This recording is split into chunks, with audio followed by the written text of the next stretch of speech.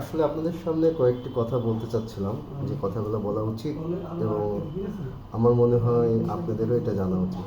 সেটা হচ্ছে যে কয়েকদিন আগে মিডিয়ার একজন ব্যক্তি আত্মহত্যা করছে। এটা নিয়ে সমগ্র বাংলাদেশ মিডিয়া ট্রলের শিকার হচ্ছে। সেই মৃত ব্যক্তি এবং মৃত ব্যক্তির যিনি স্বামী, তিনিও এই বিষয়টি নিয়ে কথা বলছে মিডিয়াতে।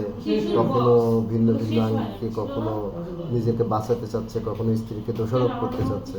আসলে বিষয়টা কিন্তু একটু আবেগ দিয়ে যদি আমরা চিন্তা করি তাহলে আমরা দেখতে পারবো, সেটি হচ্ছে যে এই 3 দিন আগে কুষ্টিয়াতে ইসলামী বিশ্ববিদ্যালয়ের একটা শিক্ষককে ছুরিকাঘাতে হত্যা করলো এবং এই হত্যা শিকার হওয়ার পরে আমরা মিডিয়াতে দেখছি তার স্বামীর যে একটা ভালোবাসা তার প্রতি, সে কথা বলার মতো তার ভাষা নেই।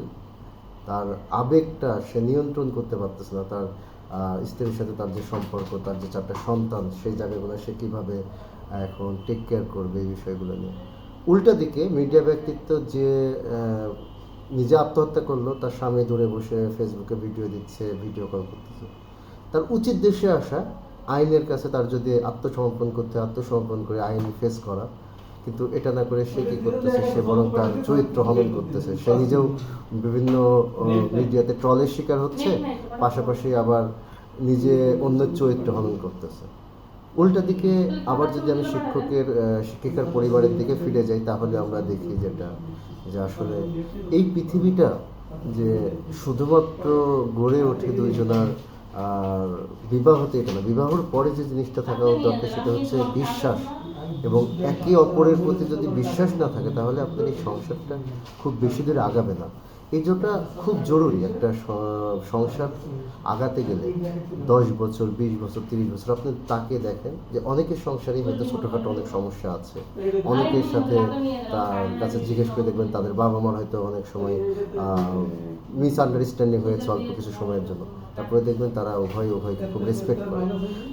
আজকের এই সমাজ ব্যবস্থায় আপনি যদি 2টা ঘটনা খুব সম্প্রতি ঘটে গেছে আপনার আমাদের এই বাংলাদেশে, আপনি যদি এক জায়গায় মিলাতে চান তবে দেখবেন এখানে সবচেয়ে একটা ক্ষেত্রে হয়েছে যে আন্তরিকতার বড় অভাব, আর একটার জায়গায় হচ্ছে অগাধ ভালোবাসা, যার ফলে সে ভুলতে পারতেছে না তার বিবাহিত জীবনটা, এবং সে তার স্ত্রীর শোকটা সে কাটিয়ে উঠতে পারতেছে না এই 3-4 দিনে।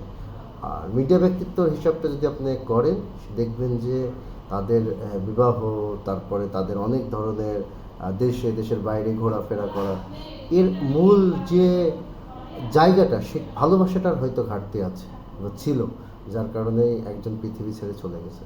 তো এই সম্পর্ক টিকে রাখতে হলে, সংসার টিকে রাখতে হলে সবার উচিত হচ্ছে সঙ্গীকে অবশ্যই ভালোবাসা ছাড়া আপনি শুধুমাত্র যে সমাজে দেখানোর জন্য একসাথে থাকবেন, একই ছাদের নিচে থাকবেন, একই রুমে থাকবেন, এটা ডাজেন্ট ম্যাটার। এটা আসলে কোনো বিষয় না।